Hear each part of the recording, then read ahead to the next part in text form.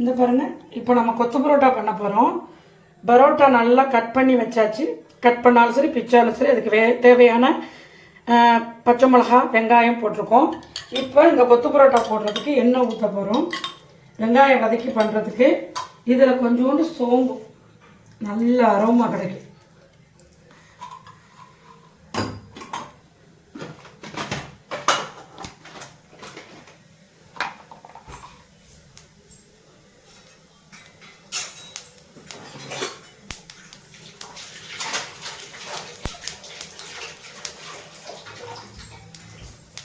இங்கே பாருங்கள், பொரிஞ்சிருச்சு. வெங்காயம் போட போகிறோம். கருவேப்பிலை நீங்கள் வேணால் போட்டுக்கலாம். எனக்கு கருவேப்பிலை போட்டால் பிடிக்காதுங்க. நீங்கள் கருவேப்பிலை வேணும்னு அரோமாவுக்கு போட்டுக்கலாம்.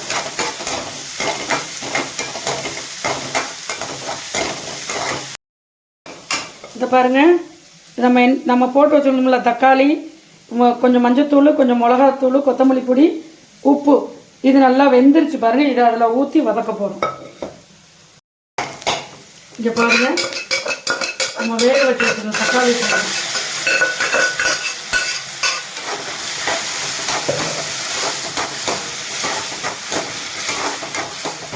நல்லா வதங்கணுங்க. அந்த தண்ணி இல்லாமல் வதங்கணுங்க. பரோட்டாவுக்கு எப்பயுமே நல்லா சூப்பராக வதங்கி இருக்கணும். தக்காளி வெங்காயம் வதங்கி நல்லா இருக்கும்.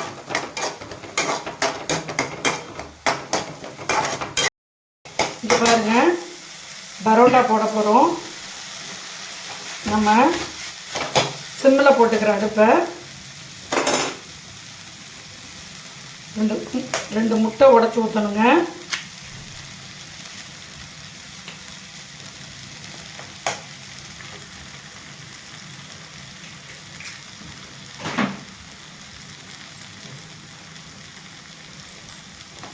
இந்த முட்டைக்கு ஏற்கனவே நம்ம உப்பு போட்டிருக்கோம்.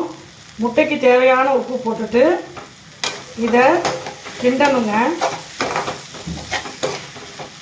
கிண்டிட்டு இப்போ நம்ம குழம்பு, நான் கொஞ்சம் மட்டன் குழம்பு எடுத்து வச்சுருக்கேன், அதை ஊற்றி கிண்டி இறக்கணும். அவ்வளோதான், ரெடி ஆகிடுச்சுங்க. நல்ல வாசனைக்கு அரோமாவுக்கு மல்லித்தலை போட்டு இறக்கிட வேண்டியது. நான் கொஞ்சம் நல்லா எண்ணெய் விட்டேன்னா அந்த மாதிரி ஒட்டாதுங்க. நான் எண்ணெய் வேணாம் போதும் கம்மியாக விட்டுருக்கனால அது கொஞ்சம் அடியில் ஒட்டுதுங்க. நீங்கள் நான்ஸ்டிக்கில் போட்டு பண்ணனாலும் பண்ணலாங்க, அது உங்களுடைய இஷ்டம். ஓகேங்களா? கொத்து பரோட்டா ரெடி. எப்படிங்க இருக்கு? பார்க்கும்போதே சாப்பிடணும் போல இருக்கா? என்ஜாய் பண்ணுங்கள். சாப்பிட்டு டேஸ்ட் பண்ணிவிட்டு எனக்கு கமெண்ட் பண்ணுங்கள், சப்ஸ்கிரைப் பண்ணுங்கள், லைக் கொடுங்க, ஷேர் பண்ணுங்கள், பெல் பட்டன் அடிங்க. ஓகேங்களா? ஓகே.